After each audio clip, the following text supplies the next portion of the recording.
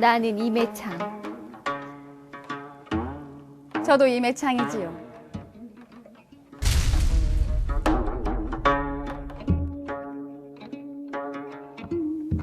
후대 사람들이 제 그림을 그리 좋아한다지요.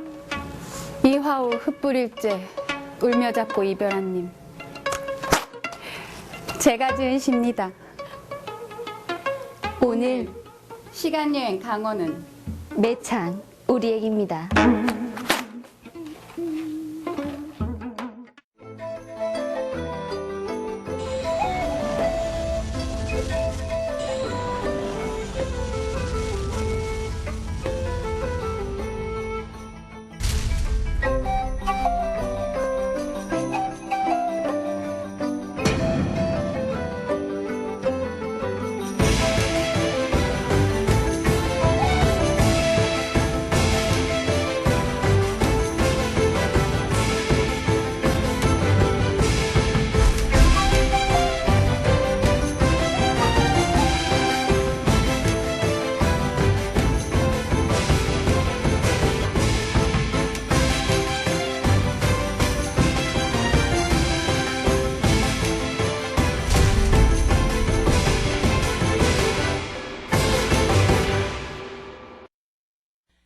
시간여행 강원 이번 주 출연자를 소개합니다.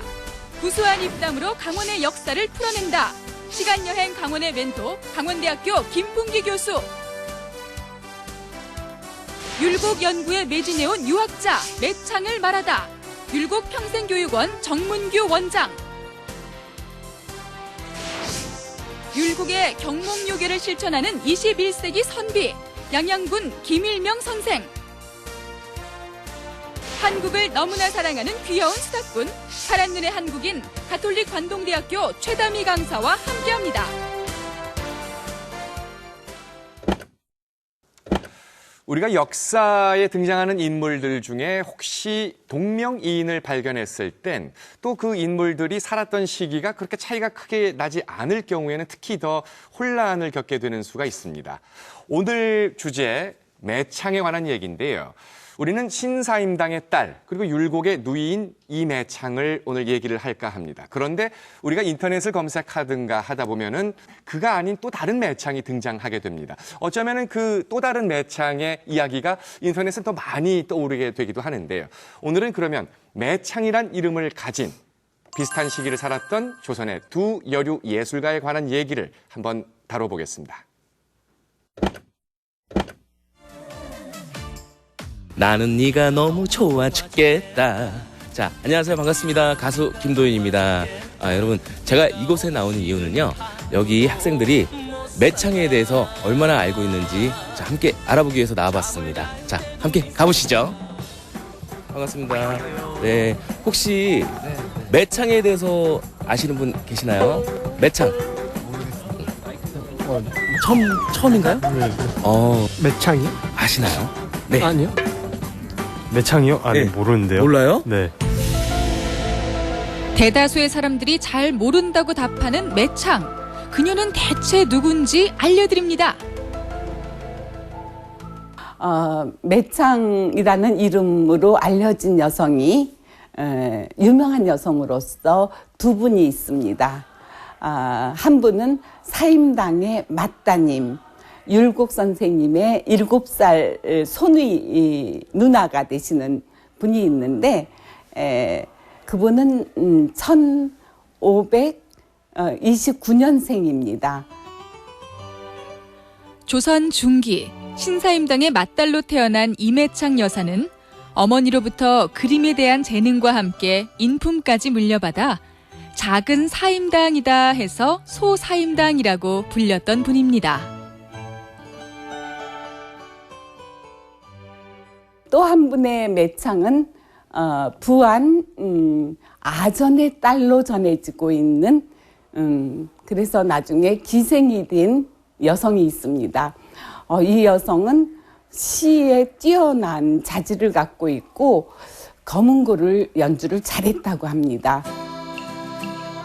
전북 부안에는 오늘날까지도 뛰어난 문인이었다 칭송받는 기생 매창이 있는데요. 그녀는 글재주가 뛰어난 조선의 3대 기생 중 한 명으로 알려져 있습니다.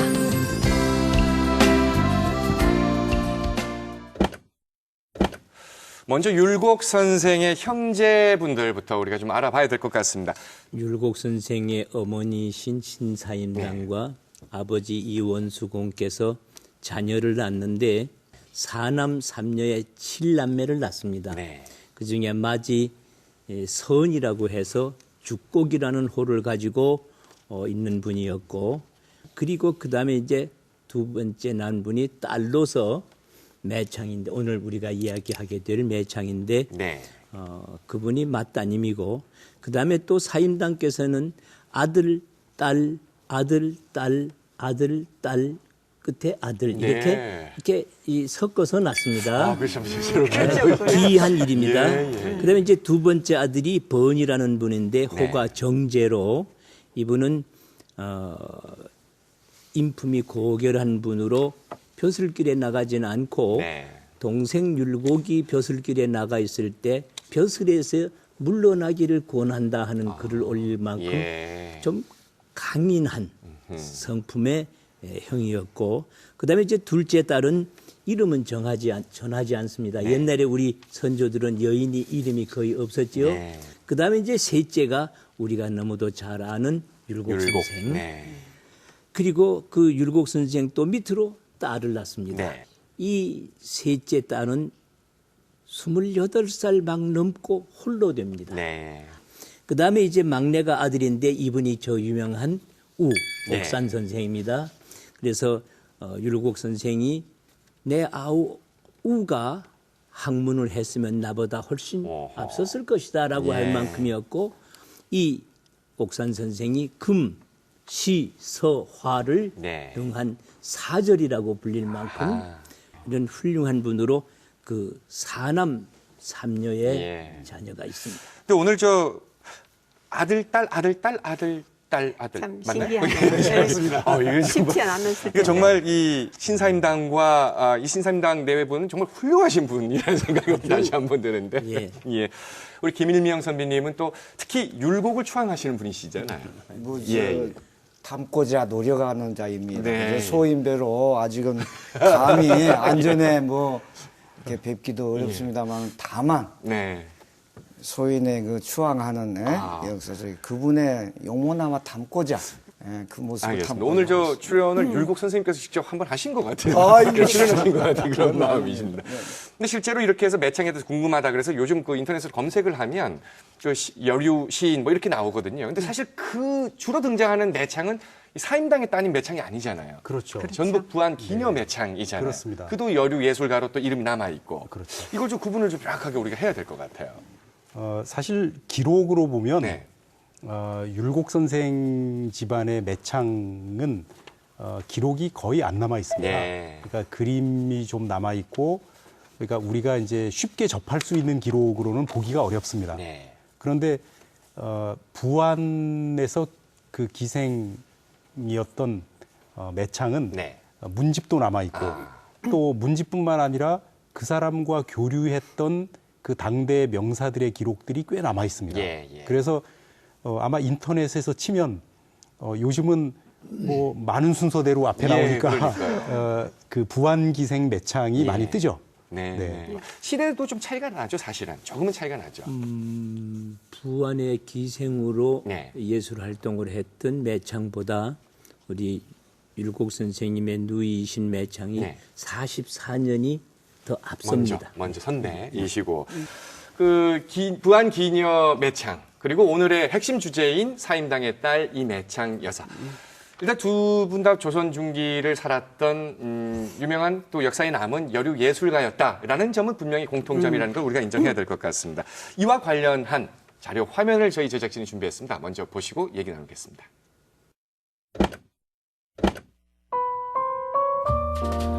오죽헌 내에 자리한 율곡 기념관에는 율곡 이인은 물론 어머니인 신사임당, 그리고 율곡 형제들의 작품들이 함께 전시돼 있습니다. 이곳에서 율곡의 누이인 이매창 여사의 작품도 만나볼 수 있죠.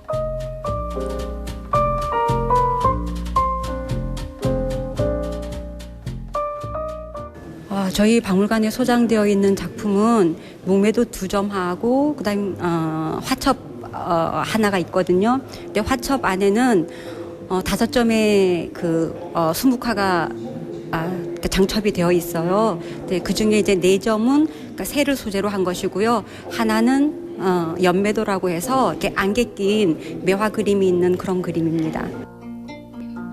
신사임당의 예술적인 재능을 그대로 물려받은 이매창 여사가 그린 그림 가운데 나무와 새를 주제로 그린 작품들이 아직까지 남아있는데요. 새의 생김새를 살펴보면 비슷한 듯 다른 모습의 여러 종류의 새가 그림 속에 등장합니다. 이렇게 이매창 여사의 작품이 이렇게 쭉 전시되어 있는데요. 저도 이렇게 유심히 이렇게 쭉 봤는데 일반인들은 잘 감상하기 좀 힘들잖아요. 자, 감상 포인트가 어떻게 될까요?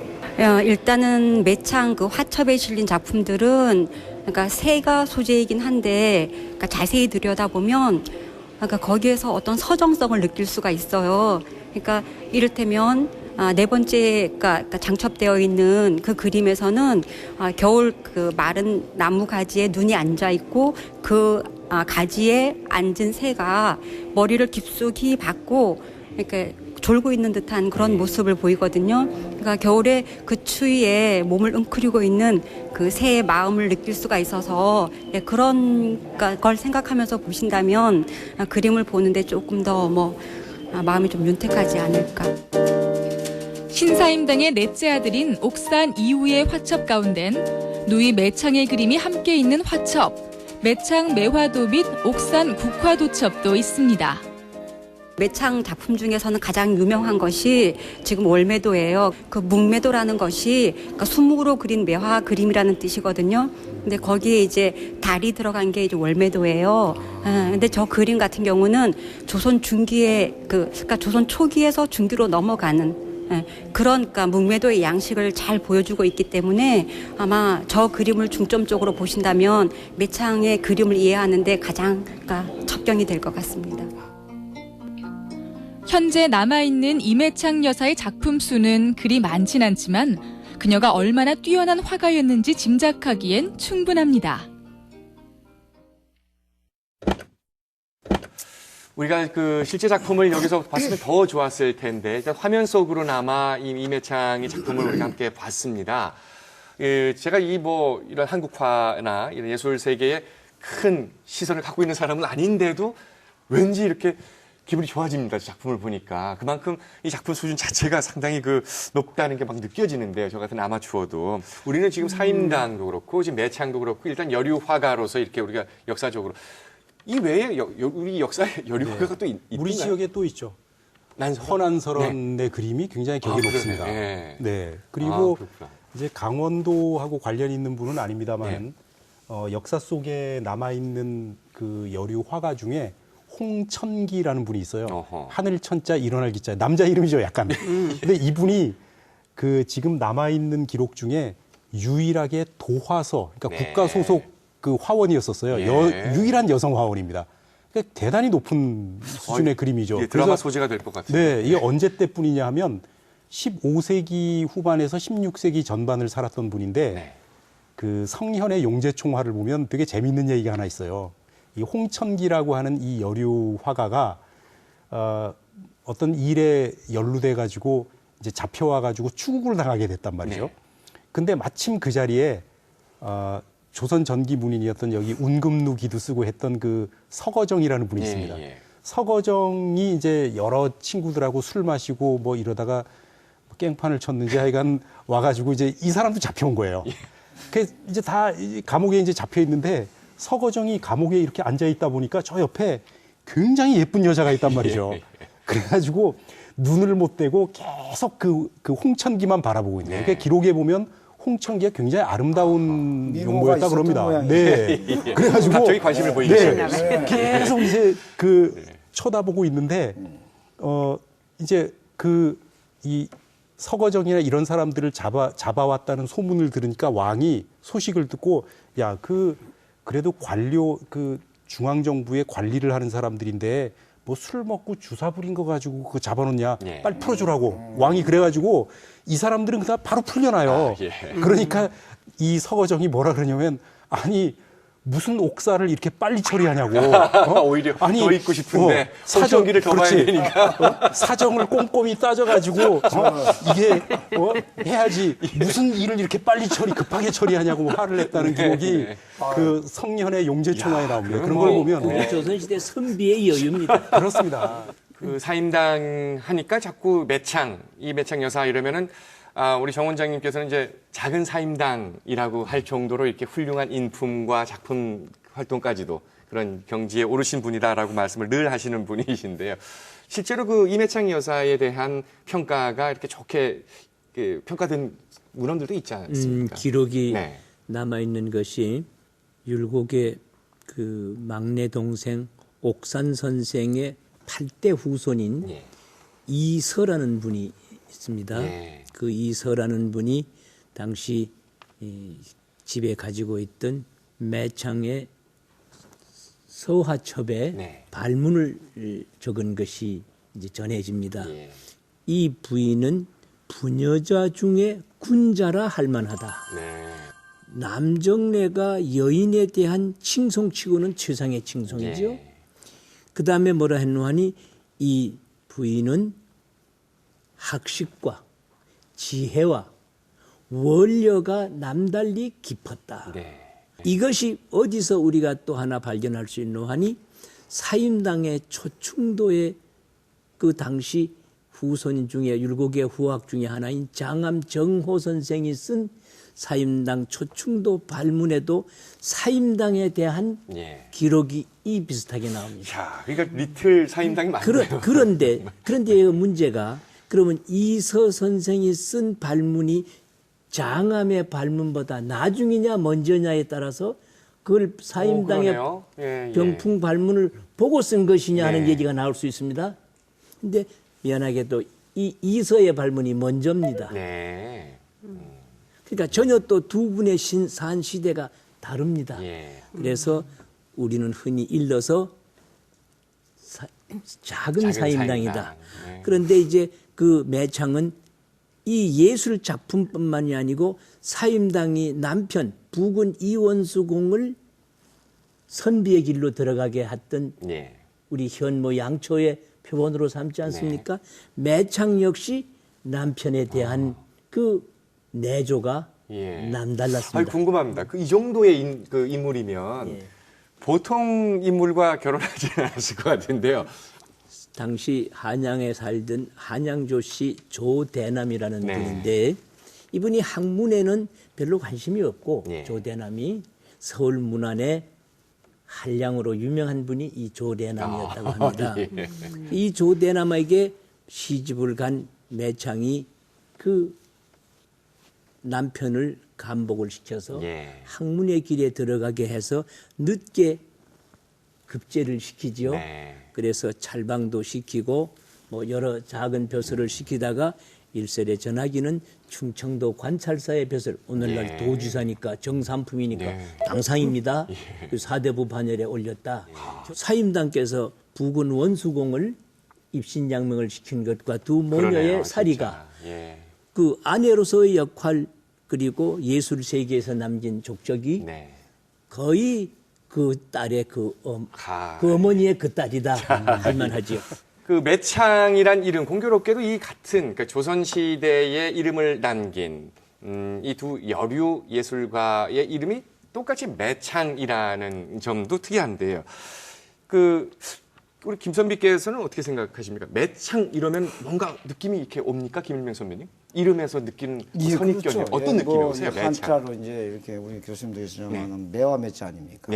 꽃이라는 게 매화라는 게 우리가 참 향기 중에 꽃 향기 중에 어떤 순고하고 순결하고 또 이른 봄에 뭐 설중매라고도 있습니다만 그 매창하면 이제 열린 창 그러니까 자기의 향기를 품고자 했고 품은 향기를 창으로 열어서 세상에 열어서 뭔가 아마 그 점에 대해서는 이 이름 조남 성함으로 봐서는 아주 본인이 정했던 좋다. 여인들의 향기가 배어서 상당히 부드러운.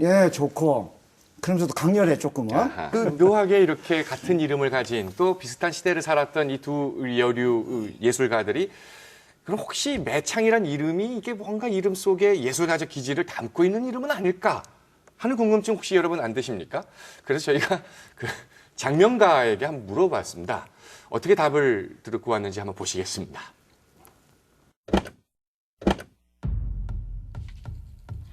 재미로 알아보는 이름풀이 시간. 같은 이름 다른 사주의 매창, 두 여인. 이들의 운명은 과연 어땠을까요? 먼저 부안의 기생 매창 사주부터 들어보시죠. 옛날에 기생이라 하면은 학식도 있어야 되고 인물도 좋아야 되고 시도 잘 해야 되고 장구 가야금도 잘해야 되고 팔로 민이란 말이야. 인수니까 모든 면에 소질은 충분한 사람. 그러니까 양귀비에 버금가는 기생이 될 수 있다. 학문 쪽으로는 되는데 뿌리가 없으니까 우선 단명을 할 수 있어요. 요절을 하는 운이란 말이야. 이게 술로 쌓이고 그래도 절교만은 아주 강한 사람이야.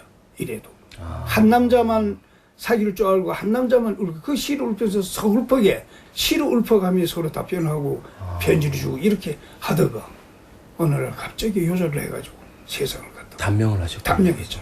단명사주거든. 그렇다면 또 다른 매창, 신사임당의 딸 이매창 여사의 사주는 어떻게 풀이할 수 있을까요? 여기는 우선 인수라는 게 공부란 말이야. 네. 학문이 초년부터 바로 뜨잖아요.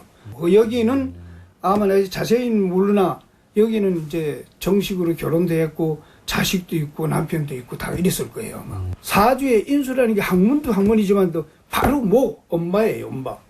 인수라는 게. 그러면 엄마가 심사임당이 아니니까. 네. 그럼 엄마의 그 피를 받아가지고 엄마의 학식도 배워가지고 예절이 바르고 예, 그래서 품격이 있는 매창이고 여기하고 똑같은 이름이라도 이렇게 달라졌다.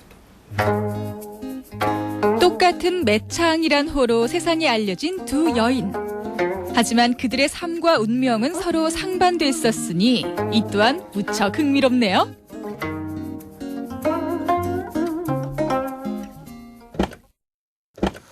사임당의 딸 이매창의 그림 아까 우리가 보기도 했습니다만은 부안기 매창은 오히려 또 매창집이라는 문집을 또 남겼어요. 그렇습니다. 이 문집 속에 담긴 시들은 어떻게 됩니까? 지금 한 80여 수, 그러니까 90수까지는 안 되고 한 80여 수 남아 있는데요. 그 시를 보면, 그러니까 이분에 대한 이제 그 생애나 이런 게 잘 안 알려지다가 목판본으로 이제 필사본도 있고 목판본도 있거든요. 한 너댓 종류가 이제 지금 남아 있는데 그 중에 목판본이 하나가 하버드 대학에 소장된 목판본이 있어요. 거기 매창집에 발문이 있는데 그 발문이 아쉽게도 약간 뒷부분이 찢어져 나갔습니다. 그런데 그 앞에 뭐라고 나왔냐면 이 계생의 자는 하늘 천자 향기 한자 천향이다. 자도 있어요. 자도 있고 그리고 스스로 자기 호를 매창이라고 붙였다. 이렇게 기록이 되어 있습니다. 그리고 부안현의 아전이었던 이탕종이라고 하는 사람의 딸이고 그다음에 1573년에 태어나서 1610년에 세상을 떠났다는 기록을 거기에 썼습니다. 그래서 기생 중에서는 아주 드물게 생물연대가 명확히 나와 있는. 그리고 아전의 딸이. 그렇죠. 아전의 딸인 것도 분명하고. 그러나 이제 아전의 딸인데 왜 그럼 기생이야? 아마 어머니가 기생이었을 걸로 추정합니다. 그러면 어머니가 기생이면 그 관기로 바뀌기 때문에 아마 그랬을 거로 지금 추정하고 있는데 그 한시의 내용은 대체로 기생으로서의 삶을 반영하는 그런 시가 많고 또 그다음에 떠나간 님에 대한 그리움이나 이런 것들을 또 기생으로서의 삶을 이야기하는 건 예컨대 그 많이 알려진 작품 중에 이런 게 있어요. 그 취객 술 취한 사람이 취객집 나삼 술 취한 사람이 내 비단 옷자락을 잡더라는 거죠. 그래서 나삼 수수열. 그러니 그 비단 저고리가 이렇게 잡고 있으니까 찢어질 거 아니겠습니까? 찢어지더란 말이에요. 그래서 불석 일나삼. 그 비단 저고리 찢어지는 거는 내가 안 아까운데 단공 은정절 당신과의 정이 끊어질까봐 내 걱정이다. 뭐 이런 식도 있어요. 멋있어요. 문학적인 어떤 네. 자체도 상당히 수준이 그렇죠. 그러니까 문학적인 수준도 굉장히 높고 그러면서 그 속에 기생으로서의 애환도 담고 이게 아주 수준 높은 작품입니다. 이런 작품들을 상당히 많이 남겼어요. 그런 분이 매창입니다. 기생 매창입니다. 그러니까 지금 이런 작품 세계들이 지금까지도 이렇게 전해질 수밖에 없었던 것 그렇습니다. 같고 사임당의 딸 이매창과 이 부안기 매창이 함께 조선 중기의 대표적인 여류 작가 이렇게 또 같이 또 이야기를 그렇죠. 수 서로 다른 분야에서 그렇죠. 미술과 문화, 그러니까 예술과 그 문학을 대표하는 그 당대 최고의 그 예술가 이렇게 표현해도 과언이 아니겠습니다. 아 지금 이제 저 교수님 원장님 이제 매화 필철입니다. 내일 춘삼월 또 다시 그 향기가 이렇게 우리 교수님 이렇게 어쨌든 그 두 매창의 이 조남을 우리가 역사 속에서 이렇게 흩뜨는데 춘삼월에 피어올 것 같은 그런 느낌을 느끼고 있습니다. 자 이렇게 지금 역사 속 두 매창에 대해서 지금 이렇게 감탄하고 계신데 우리 저 한국의 여인들이 그렇게 교육적으로나 모성애로나 향기가 깊어 앞으로 사랑해야 돼 우리 여인들. 이렇게 문집을 남길 만큼 문학적인 소양이 뛰어났던 부안기 매창. 반면에 아까 제가 그림을 보고도 화면으로 통한 그림인데도 제가 감탄을 했던 사임당의 따님인 또 이매창 여사. 서양에도 이매창 여사 같은 이런 여성 화가 역사에 남는 인물이 있나요? 상당히 많았습니다. 남자만 기억이 나는데. 그러니까요. 그래서 그런 문제 때문에 지금 워싱턴 DC에서 여성 예술 작품을 위해서 그 박물관 세웠어요. 아, 그래요? 한 10년 됐는데요. 그거는 지난 600년 동안 그 인정 못 받았던 여성들을 위한 공간인데요. 상당히 많았습니다. 제가 그 16세기 때 그 라비니아 폰타나라는 이탈리아 여자 있었는데 그분이 최초음으로 여자로서 그 먹고 살기 위해서 그림을 그리고 팔았습니다. 물론 수채화보다 유화였죠. 그리고 프랑스 혁명 전에 궁전에서 그 초성화 그리는 여자분이 엘리자베스 비그리 르브롱이라는 여자분이 어렵죠 불어니까. 근데 이분이 마리 안투네트 좋아해서 그 거의 그 우리 한국 사람들은 그 베르사유 많이 가잖아요. 거기 조상화들이 거의 다 이 여자분 그린 거예요. 그 16세기부터 그 유럽은 그 중상층 개념이 확실히 돼 있었거든요. 그 중상층 여성들은 귀족도 아니고 서민도 아니고 여유 있어서 집안일을 안 했어요. 근데 이 여자들이 노래 배우고 글씨 쓰는 거, 글 쓰는 거, 또 그림 그리는 거, 피아노 치는 거, 음악 배우는 거, 언어도 많이 배웠어요. 그래서 이런 책이 많이 나왔습니다. 이 책은 한 여성, 그 중상층 일반적인 사람의 그 작품인데요. 일기 쓰면서 옆 페이지에다가 자기 본 그 꽃, 뭐 곤충, 여러 가지 곤충. 그러니까 우리로 따지면 수필집이라고 볼 수도 있겠네요. 그렇죠, 그렇죠. 그래서 이런 중상층 여성들은 이런 책을 많이 냈어요. 제가 또 하나 말 나온 김에 여쭤볼게요. 그 우리 이매창 여사 같은 경우는 이제 사임당의 따님으로서 그러니까 훌륭한 부모도 함께 부각이 되거든요. 그렇죠. 서양에도 이렇게 예를 들어서 그 인물보다 그 부모의 어떤 그 인품, 부모의 교육 이런 게 강조되는 인물들이 있을까요? 그럼요. 부모 있죠. 덕분에 이렇게 훌륭한 인물이 됐다, 뭐 이런 이야기들. 한없이 많죠. 예를 들어서 대표적으로. 뭐 나폴레옹 얘기를 들어서 그분이 부모님 그 가르침으로 그렇게 잘했는지 잘 못했는지 그거는 의견 차이지만은 그래도 그럼요. 제가 볼 때는 역사 우리 한국 역사 아니면 서양 역사 어느 나라 역사 보면은 그 훌륭한 사람 뒤에 훌륭한 부모가 항상 있는 것 같아요. 그리고 훌륭한 남성 위에 훌륭한 부인이 주로 계십니다. 그러니까 잘 아실 텐데요. 격하게 동감을 하시는데요. 잘 아실 텐데요. 우리 한국의 여성들이 한때 시대별로 조금은 이렇게 신분 차이로 또 뭐 안방 차지로 그냥 담벼락에 가둬놓고 좀 그랬습니다만 실제 가둬놓은 게 아니고 여인들의 길 자녀를 교육시키고 집안 살림을 하고 남자들의 네. 어떤 학문과 출세를 위해서 그렇죠. 헌신한 그것은 역사 속으로 세계적으로 우리나라뿐입니다. 예. 지금도 그렇고요. 그렇죠. 근데 우리 교수님께서 이렇게 아름답게 또 칭찬을 아끼지 않고 챙겨주시니 이 선비 또 감히 서서 방송이 중이지만 문안 한번 드리겠습니다. 아이고, 감사드립니다. 감사합니다. 저희 힘이 납니다. 그냥. 자, 아까 우리가 율곡의 누이인 이매창 여사의 작품 세계를 또 함께 감상하기도 했습니다만은 이번에는 그 전북 부안 기생 매창의 작품 세계 또 그리고 그를 기리는 관련된 자료 화면을 여러분과 함께 잠시 보겠습니다. 전북 부안에 가면 기생 매창을 기리기 위한 공원이 있습니다. 바로 매창 공원이죠.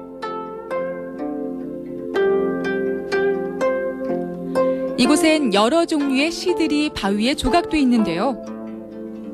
그중 눈에 띄는 두 시, 매창과 그녀의 연인이었던 유희경의 시비가 발길을 사로잡습니다.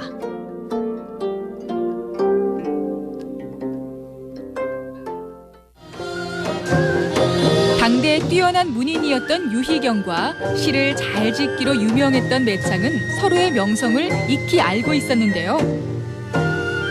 우연한 기회에 만나 사랑에 빠지게 됩니다. 그렇게 시를 매개로 교류하던 중 이들에게 뜻하지 않은 이별이 찾아오고 말죠. 멀리 떨어져 서로를 그리며 결국 전란의 소용돌이에 영영 만나지 못할 운명에 처해지고만 두 연인.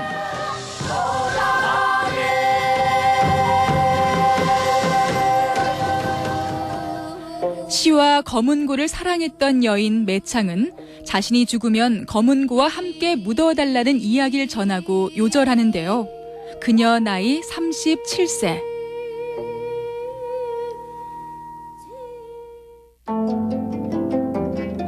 한낱 기생에 불과한 신분이었으나 학식과 예능에 있어서는 출중한 인물이었던 매창.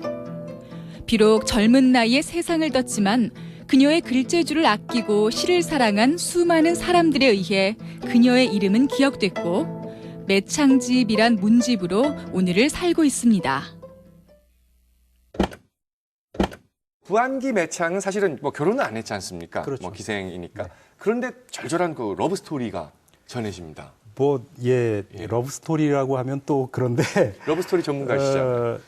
제가 전문가이고 싶은 사람입니다. 근데 이게 사실 어떻게 봐야 될지 모르겠어요. 이제 많이 알려진 거는 초는 유희경이라고 하는 분하고의 이야기입니다.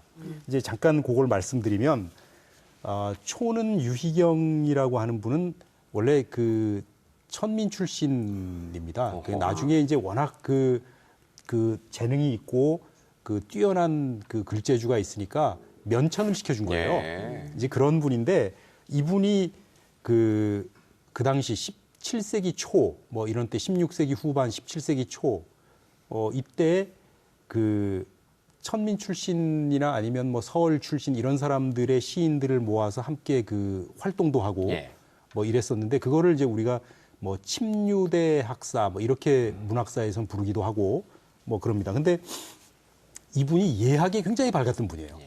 예학에 어느 정도 밝았냐 하면 그 양예수라는 사람이 있어요. 이분이 누구냐면 그 우리가 그 동의보감 그럼 허준을 떠올리는데 사실 허준보다 더 그 당시에 뛰어났던 그 의원입니다. 어의거든요. 그래서 양예수가 뒷문으로 나가면 유희경이 대문으로 들어온다. 이런 표현이 있어요. 이게 무슨 뜻이냐면 양예수가 와서 뒷문으로 나갔다는 거는 상태를 살펴보고 가망 없습니다. 이러고 돌아가실 것 같습니다. 이러고 뒷문으로 나간단 말이죠. 그러면 장례를 치러야 되잖아요. 그러면 유희경이 대문으로 들어온다는 거예요. 그 정도로 예학에 밝았던 분입니다. 그런데 이분이 그 1590년도를 전후해가지고 이제 그 여러 가지 그러니까 아는 사람을 따라서 전주를 잠깐 가서 이제 지낼 일이 있었습니다. 그래서 학계에서는 그 무렵에 매창과 유희경이 만났을 거라고 추정을 하고 있는데 그때 이제 이런 얘기가 전해요. 이게 되게 유명한 얘기인데 그 유희경이라고 하는 유명한 시인이 전주 쪽에 왔다니까 부안의 기생 이 매창이 소식을 들었단 말이죠. 그래서 야, 이거 한번 만나보고 싶은데 기생이 먼저 얘기하는 건 말도 안 되지 않습니까? 그게 이제 이제나 저제나 기다리는데 마침 유희경도 매창 얘기를 들었어요. 그래서 짬을 내서 이제 온 거죠, 부안으로. 부안으로 와가지고 이제 매창을 딱 만나가지고 이제 둘이 마주했는데 매창이 뭐라고 질문을 했냐면 유명한 시인이 왔다는 소식을 제가 들었습니다. 그러니까 이름은 못 들었지만 유명한 시인이 왔다는 말씀을 들었는데 당신이 백대붕이라는 분이냐 유희경이라는 분이냐 이렇게 물었어요. 왜 그러냐면 그 당시에 백대붕이라고 하는 분이 유희경이라고 하는 분하고 아주 당대 최고의 그 천민 출신 그 시인으로 이름이 높았거든요. 그러니까 이렇게 부를 정도면 매창도 대단한 사람인 거죠. 그래가지고 처음에 그렇게 만나가지고 내가 유희경이다. 이래서 이제 만났는데 그 기록에 보면은 그 매창이 유희경한테 당신하고 내 소원이 당신하고 열흘 동안 시에 대해서 이야기하는 게 내 소원이다. 이렇게 이야기를 했답니다. 두 사람이 예술적으로 서로 교감이 있었고 그리고 그 함께 잘 지내다가 아마 헤어졌겠죠. 그러면서 이제 헤어질 때 불렀다는 그 매창의 시조가 그 이화우 흩뿌릴째 울며 잡고 이별한님 하는 이것인데 이 작품은 우리가 지금 이렇게 흘려보낼 게 아니라 직접 이렇게 또 오늘 우리 김일명 선배님께서 또 여러 악기를 또 가지고 오셨거든요. 이 옛날로 잠깐 우리가 돌아가 봐서 역시 시는 직접 우리 교수님 읊어주시고 함께 감상을 해보겠습니다.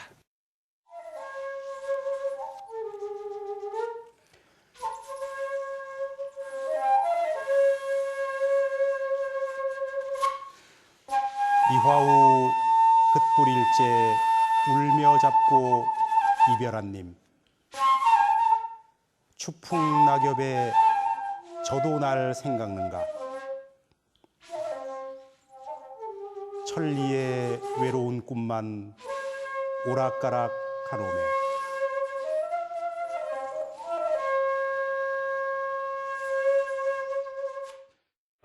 잘 들었습니다. 연주도 멋지고 특히 또 시도 멋지게 들었습니다. 감사합니다. 허균 선생과도 이 부안기 매창이 뭔가 인연이 있죠. 인연이 크죠. 그 허균하고 매창이 처음 만난 게 기록에 보면 1601년 7월 23일입니다.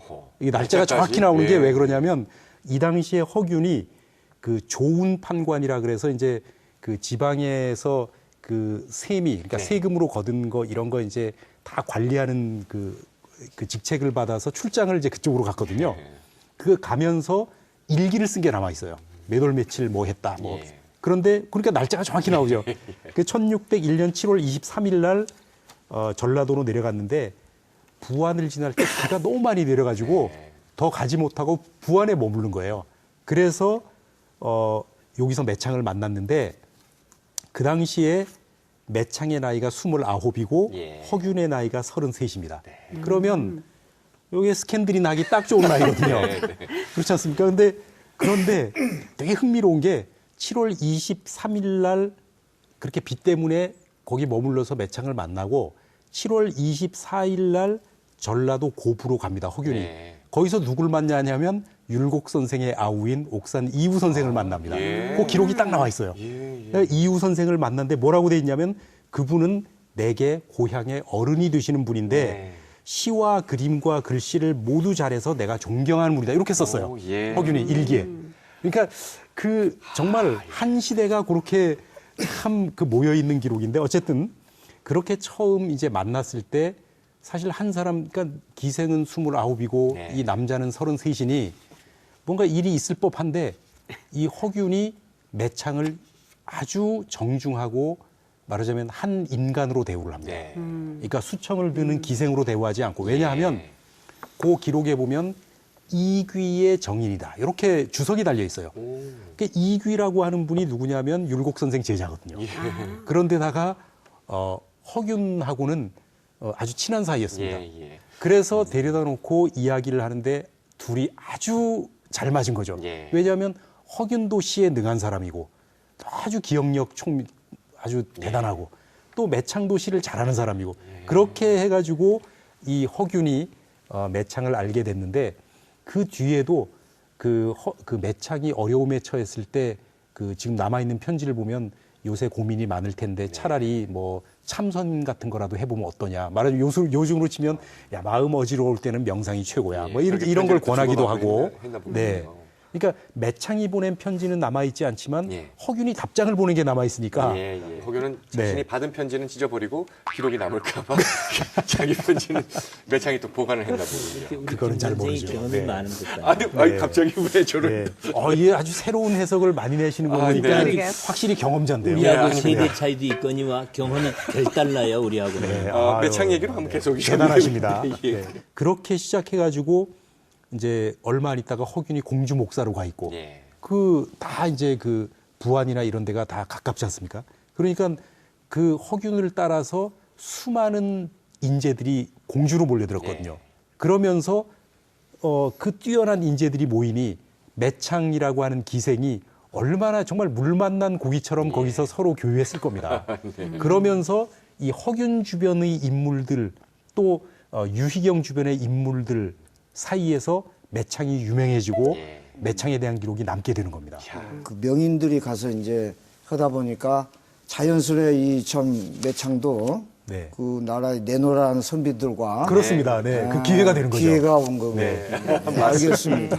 저도 이제 이 방송 우리 원장님이나 교수님한테 배운 다음에 부안을 꼭 한번 찾아보려 합니다. 그 매창의 자취나무 한번 찾아보려 합니다. 갔다가 꼭 그러시려면 갔다가 꼭 돌아오시길 바랍니다. 예, 알겠습니다.